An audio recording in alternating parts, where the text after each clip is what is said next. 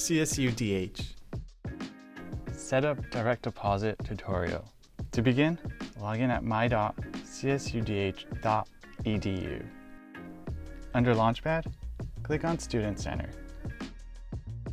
On the Finances tab, under My Account, click Enroll in Direct Deposit.